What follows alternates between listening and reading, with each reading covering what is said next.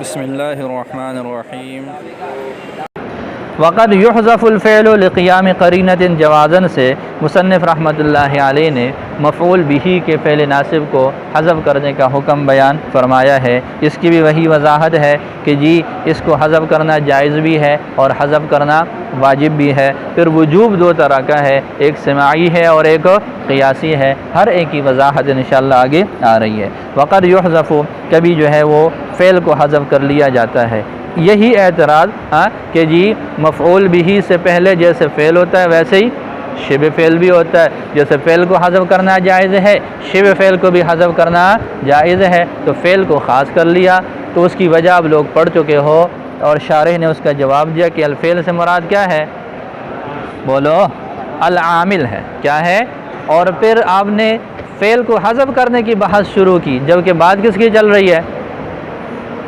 مفعول بہ کی۔ یہ تو خروج عن المبحث ہو جائے گا، تو اس کا جواب دے دیا کہ جی مطلق عامل نہیں بلکہ العامل فی المفعول بہ، وہ عامل جو کہ مفعول بہ کے لیے ناصب ہے اس کی بات ہو رہی ہے۔ لقیام قرینۃ، قرینہ کے پائے جانے کے وقت آگے قرینہ کے بارے میں فرمایا مقالیۃ او حالیۃ، وہ قرینہ کیا ہو؟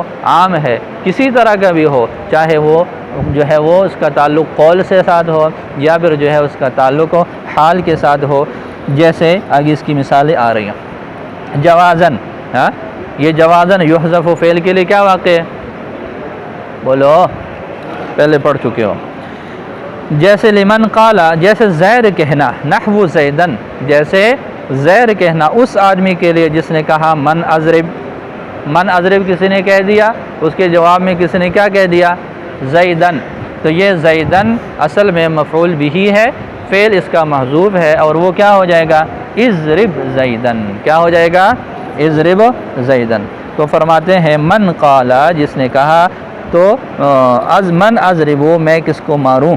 تو اس کے جواب میں زیدن کہنا، یہ زیدن کی پوری عبارت جو ہو جائے گی اضرب زیدن۔ فحذف الفعل، لہذا فعل کو حذف کر لیا گیا، للقرینۃ المقالیۃ، قولی قرینہ کی وجہ سے، التی ہی السؤال، جو کہ کیا ہے؟ سؤال ہے، سائل کا سوال یہاں پر قرینہ ہے۔ اسی طرح حالت قرینہ ہو، جیسے آپ میں سے جو ہے وہ کوئی کینٹین کی طرف جا رہے ہیں، دوسرا ساتھی اس کو ملتا ہے تو وہ جو کہتے ہیں کینٹین، جو کہتے ہیں کوئی آدمی شہر کی طرف جا رہا ہے، بازار کی طرف جا رہا ہے تو آپ اس کو کیا کہتے ہیں؟ بازار۔ تو اس کا کیا مطلب ہے؟ مطلب کیا تم بازار کا ارادہ کر رہے ہو، بازار کی طرف جا رہے ہو۔ تو اسی طرح یہ یہاں پر مثال دی ہے کہ ایک آدمی مکہ کی طرف جا رہا ہے تو اس کو دوسرا کہہ رہے تھے مکہ، تو یہ مکہ کا مطلب کیا ہو جائے گا؟ یہاں پر فعل محذوف ہو جائے گا اور پوری عبارت جو ہو جائے گی ترید مکہ، اترید مکہ، کیا تم مکہ کی طرف جا رہے ہو، یا ترید مکہ ہو جائے گا۔ دیکھو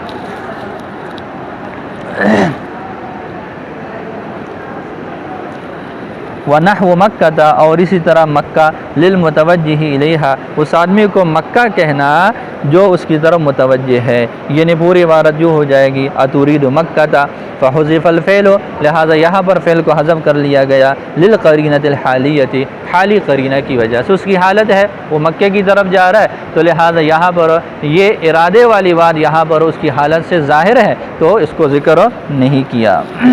ووجوباً فی اربعۃ مواضع، 4 جگہوں میں حذف کرنا کیا ہے؟ بولو، واجب ہے، 4 مقامات ہے۔ اس پر اعتراض ہو جائے گا کہ جی آپ نے 4 کے ساتھ اس کو خاص کر لیا، جبکہ وجوبی طور پر مفعول بہ کے فعل ناصب کو حذف کرنا اور مقامات میں بھی واجب ہے۔ جیسے انہوں نے مثالیں دی ہے، اغراء ہے، اغراء کا معنی ہوتا ہے برانگیختہ کرنا، کسی کو کسی کام کی ترغیب دینا ہے۔ آپ کوئی کھڑا ہے اور اس کو نیند آ گئی اور اس کے ہاتھ سے کتاب جو ہے وہ گرنے والی ہے تو فوراً تم میں سے کہتے کتاب، کیا کہہ دیتے ہو؟ کتاب کہہ دیتے ہو۔ مطلب کیا ہوتا ہے کہ جی کتاب کو ٹھیک سے پکڑو، گرنے والی ہے۔ تو یہ اغراء ہے، یہ کیا ہے؟ اغراء ہے، اور اس کا مطلب یہی ہو جاتا ہے کہ خذ کتاب، کیا ہو جائے گا؟ خذ۔ تو یہ برانگیختہ کرنا۔ اسی طریقے پر جو ہے منصوب علی المدح یا منصوب علی الضم، جیسے آپ لوگ پڑھتے ہو بسم اللہ الرحمن الرحیم، یہ رحیمی کی جگہ پر کیا پڑھ لیتے ہیں؟ بسم اللہ الرحمن الرحیم، بسم اللہ الرحمن الرحیم۔ تو یہ مجرور ہونا چاہیے لیکن ہم اس کو کیا بنا دیتے ہیں؟ منصوب بنا لیتے ہیں، ہاں، اور وہ اس مدح میں زیادہ اضافہ کرنے کے لیے، مبالغہ کرنے کے لیے یوں کر دیا جاتا ہے۔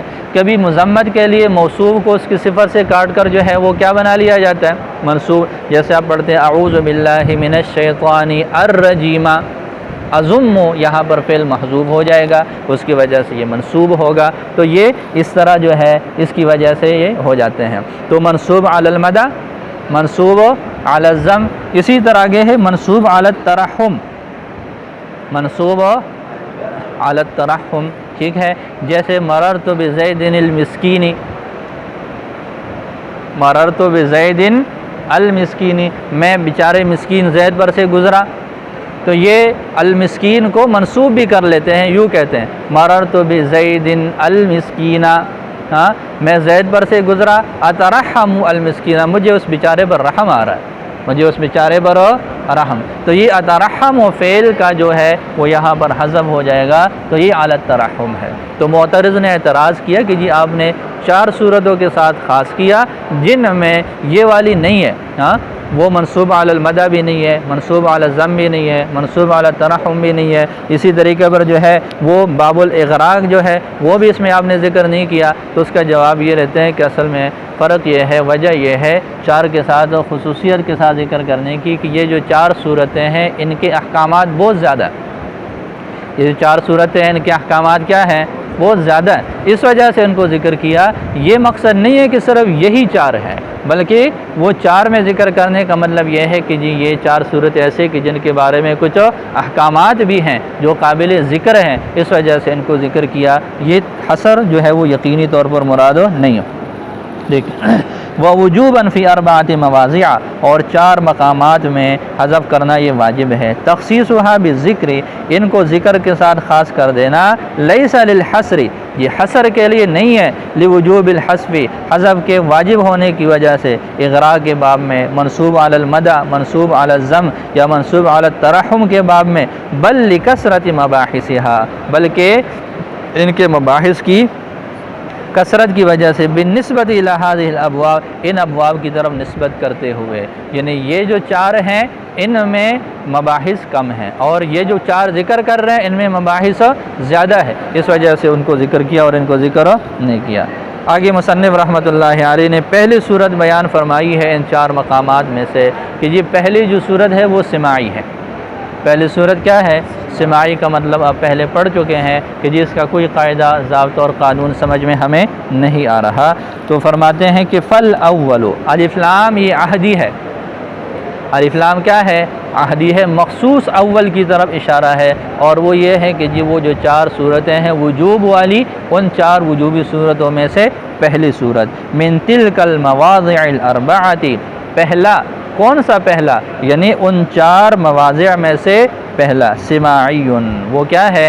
سماعی ہے۔ سماعی کا معنی کے ذکر کیا، مقصور علی السماع، وہ سماع پر بن ہے، لا يتجاوز، وہ متجاوز نہیں ہو سکتا، عن امثلۃ محدودۃ مسموعۃ، چند محدود سنی ہوئی مثالوں سے اس کو آگے متجاوز نہیں کیا جا سکتا، بأن، اس طور پر، یقاس علیہا امثلۃ اخرى، کہ اس پر اور مثالوں کو قیاس کر لیا جائے۔ یہ آپ لوگوں کو پہلے بھی بتایا کہ جی جو قاعدے سے بات سمجھ میں آتی ہے وہ قاعدہ پھر ہم اپنی مرضی سے جہاں مرضی لاگو کریں۔ جیسے آپ لوگوں نے پڑھ لیا کہ جی فاعل مرفوع ہوتا ہے، اب ہم اپنی طرف سے جتنے بھی مرضی جملے بنائیں، ہاں، تو اس میں فاعل کو ہم مرفوع بنا سکتے ہیں۔ لیکن یہ سماعی کا مطلب یہ ہے کہ جہاں جہاں اہل عرب سے وہ بات منقول ہے وہاں تو ہم اس کو استعمال کر سکتے ہیں، لیکن جہاں منقول نہیں ہے تو پھر ہم اپنی طرف سے اپنی انشاء اس میں نہیں کر سکتے، اس پر اور مثالوں کو قیاس نہیں کیا جا سکتا۔ اس کی مثالیں انہوں نے دی ہے، امرأن و نفسہ، عرب لوگ یہ جملہ بولتے ہیں امرأن و نفسہ، تو اس کا مطلب یہ ہے کہ اترک امرأن و نفسہ، آدمی کو بھی چھوڑ دو، اس کی جان کو بھی چھوڑ دو۔ جیسا آپ کہتے ہیں نا یار میری جان چھوڑ دے میری جان، تو یہ بالکل وہی ہے کہ امرأن و نفسہ، کیا کر لو؟ آدمی کو بھی چھوڑ دو اور اس کی جان کو بھی چھوڑ دو، مطلب اس سے لا تعلق ہو جاؤ۔ تو یہ عبارت پوری یوں ہے، اترک امرأن و نفسہ، اترکو اترک فعل فاعل ہو جائے گا، امرأن و نفسہ یہ اس کے لیے کیا بن جائے گا؟ یہ مفعول بھی ہو جائے گا۔ اگلی مثال ہے انتہو خیر لکم، قرآن پاک میں ایک کلمہ آتا ہے انتہو خیر لکم کی پوری عبارت مفسرین نے کیا نکالی ہے؟ انتہو عن التسلیس واقصدوا خیر لکم، کہ جی تسلیس کے عقیدے سے رک جاؤ، تسلیس کے عقیدے سے باز آ جاؤ، واقصدوا خیر لکم، اور اپنے لیے بھلائی کا قصد کرو۔ بھلائی کا قصد کیا ہے؟ وہ التوحید، اور وہ توحید ہے، یعنی تین خداؤں کے عقیدے کو چھوڑ کر ایک اللہ کو ماننے والے بن جاؤ، یہ تمہارے لیے بہتر ہے۔ تو اس کی ترکیب کیسے کریں گے؟ انتہو فعل فاعل ہو جائے گا، یعنی تسلیس اس کے متعلق ہو جائے گا، اور یہ جملہ معطوفہ بن جائے گا۔ آگے جو ہے وہ واقصدوا خیر لکم، اقصدوا فعل فاعل ہے، خیر اس کے لیے مفعول بھی ہے، لکم اس کے متعلق ہو جائے گا، اس طرح یہ جملہ بن جائے گا۔ دو مثالیں دی ہیں، پہلی مثال امرأن و نفسہ، اور دوسری مثال تیسری مثال دی ہے اہلاً و سہلاً۔ تیسری مثال کیا ہے؟ اہلاً و سہلاً۔ یہ اہلاً و سہلاً کی اصل عبارت یہ ہے اتیت اہلاً و وطیت سہلاً۔ اتیت، اتا یاتی سے ہے حمزہ کے ساتھ اتا، اتیت اہلاً۔ دوسرا ہے وطیت، طا کے ساتھ، جس سے وتی بھی ہے، جس سے کیا ہے؟ وتی، وطیٌ، تو وطیت سہلاً۔ الوطیو کا معنی کیا ہوتا ہے؟ روندنا۔ الوطیو کا معنی کیا ہے؟ روندنا۔ اور الاتیان کا معنی کیا ہے؟ آنا۔ تو اتیت اہلاً و وطیت سہلاً، اس میں ترجمہ کیا کریں گے؟ یہ جو اہل کا لفظ ہے یہ دو چیزوں کے مقابلے میں آتا ہے۔ اہل کا جو لفظ ہے یہ کتنی چیزوں کے مقابلے میں؟ دو چیزوں کے مقابلے میں۔ ایک یہ آتا ہے بمقابلہ ویران کے، کیا ہے؟ ویران ہو، بیابان ہو، تو لہذا ویران کے مقابلے میں کیا آتا ہے؟ اہلاً آتا ہے۔ اب اس صورت میں یہ اہل یہ معہول کے معنی میں ہو جائے گا، اور یہ بطور صفت کے ہوگا، اس کا موصوف محذوف ہوگا۔ پہلا معنی بتا رہا ہوں کہ اہل یہ کس کے مقابلہ میں ہے؟ خراب کے مقابلہ میں، ویران کے مقابلہ میں۔ اس صورت میں یہ اہلاً کس معنی میں ہوگا؟ اسم مفعول کے معنی میں، معہول اور معمور کے معنی میں ہو جائے گا، اور اس سے پہلے موصوف محذوف ہوگا، یوں ہو جائے گا اتیت مکاناً معہولاً، اتیت مکاناً معہولاً۔ پہلی صورت سمجھ آ گئی کہ جی اہل کس معنی میں ہے؟ یہ مد مقابل ہو کس کا؟ ویران کے، خراب کے مقابلے میں ہو۔ خراب یہ کھنڈرات کے لیے، ویران کے لیے اس کا استعمال ہوتا ہے، تو یہ اس کے مقابلے میں ہو، تو پھر اہلاً کیا معنی ہوگا اس کا؟ یہ معہول کے معنی میں ہوگا، اور اس سے پہلے موصوف محذوف ہو جائے گا۔ پوری عبارت یوں ہو جائے گی اتیت مکاناً معہولاً۔ معہول یہ معمور کے معنی میں ہو جائے گا، جس کا معنی ہوتا ہے آباد۔ کس کے معنی میں ہو جائے گا؟ جب اس کا مد مقابل ویران ہے تو پھر اہل کا معنی کیا ہوگا؟ آباد ہوگا۔ تو اتیت مکاناً معہولاً کا مطلب کیا ہو جائے گا؟ کہ آپ آبادی میں آئے ہیں، آباد جگہ میں آئے ہیں، کسی ویرانے میں نہیں آئے۔ دوسرا اس کا معنی یہ اہل جو ہے وہ اجانب کے مقابلہ میں ہو۔ اہل کس کے مقابلے میں ہو؟ اجنبی کے معنی میں۔ ایک اپنا رشتہ دار ہوتا ہے جس کو اہل و عیال بولتے ہیں، دوسرا اجانب ہوتے ہیں، اجنبی ہوتے ہیں جو اپنے اہل و عیال نہیں ہوتے، اجنبی پرائے لوگ ہوتے ہیں۔ تو یہاں پر یہ ہو تو پھر یوں ہو جائے گا کہ اتیت اہلاً لا اجانبا، آپ اپنے ہی گھر میں آئے ہیں، اپنے ہی رشتہ داروں میں آئے ہیں، اپنے لوگوں میں آئے ہیں، کسی اجنبی مکان میں نہیں گئے، اس وجہ سے پریشان نہیں ہونا۔ دوسرا سہلاً، اس سے پہلے ہم کیا نکالیں گے؟ وطیت نکالیں گے۔ سہلاً کا معنی ہوتا ہے نرم زمین۔ سہلاً کا معنی کیا ہے؟ یہاں پر نرم زمین۔ وطیت سہلاً، تم نے نرم زمین کو روندا ہے، تم نے نرم زمین کو روندا ہے۔ کیا مطلب ہے؟ کہ جی آپ جہاں پر آئے ہیں یہ کوئی پردیس نہیں ہے، یہ کوئی پرائی جگہ نہیں ہے، ہم کوئی آپ کے غیر نہیں ہے، یہ کوئی سخت اور دشوار جگہ نہیں ہے، بلکہ آپ آئے ہیں ہمارے ہاں، ہم آپ کے ہی ہیں، آپ کے اپنے لوگ ہیں، یہ زمین آپ کے لیے کوئی سخت نہیں ہے۔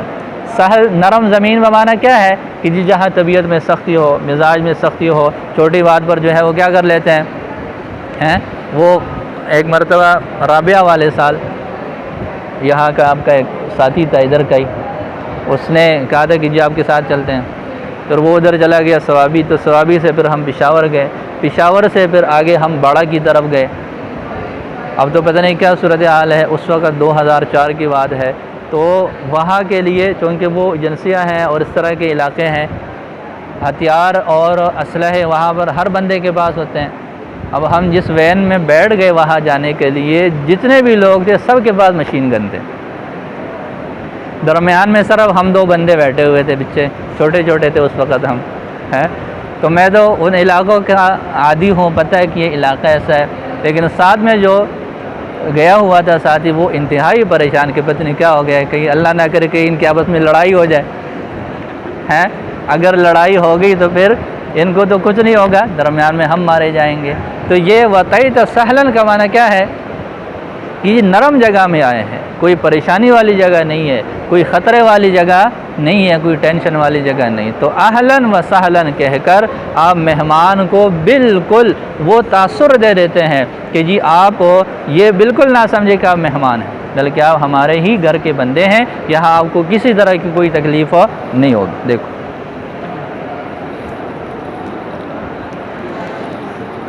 اہلاً و سہلاً ای اتیت اہلاً، ہاں اب اہل کا پہلا معنی کہ اہل کس کے مقابلے میں ہو، ویران کے مقابلے میں ہو، تو پھر یہ مکانن کے معنی میں ہو جائے گا، یہ مأہولن کے معنی میں ہو جائے گا، اس کا موصوف محذوف ہوگا، یوں ہو جائے گا ای مکانن مأہولن معمورن لا خرابن، آپ آئے ہیں ایسی جگہ میں جو آباد اور مأنوس ہے، لا خرابن نہ کہ ویران ہے۔